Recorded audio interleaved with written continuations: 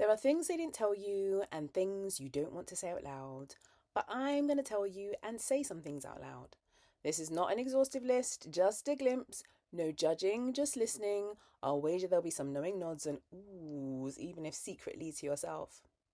Heart palpitations that sent me to the doctor. I kid you not. I have the scans, bill and receipt to prove it. Acne cheeks.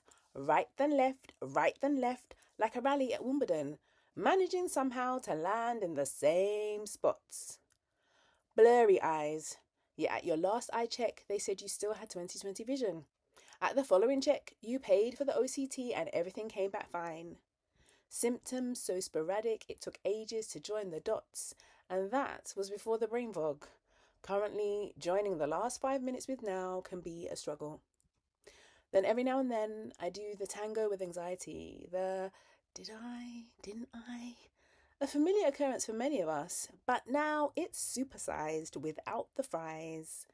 Negotiating with yourself, trying to convince yourself, being rational with yourself.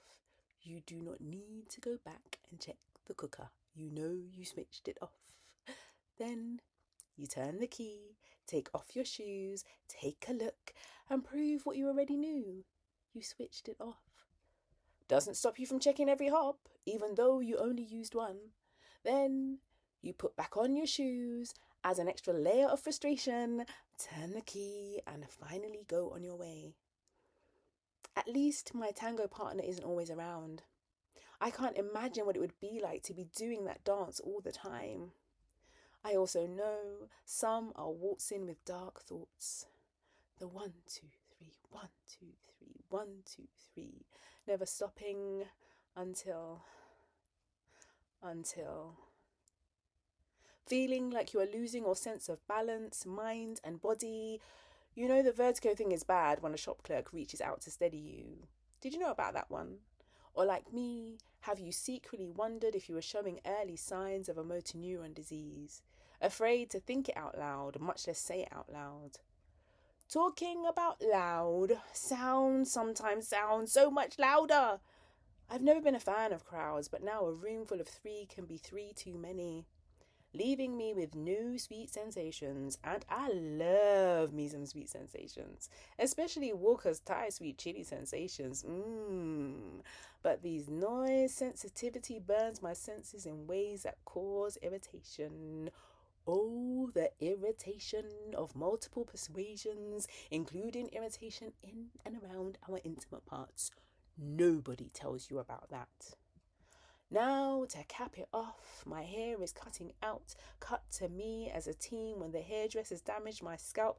The two are not connected, but that hasn't stopped the trauma being revisited, triggering the remembrance of seeing my hair break away. Hearing the ingrained narratives. Your hair is your beauty. Your hair is your crown. It's because you fry your head. You shouldn't put chemicals in your hair. Your hair is not. Your hair. So much policing of my hair, and now my body has become the police. Difficult to decipher what I'm being accused of. Being a woman of a certain age. Now, months of drought, and then 2 downpours in a month.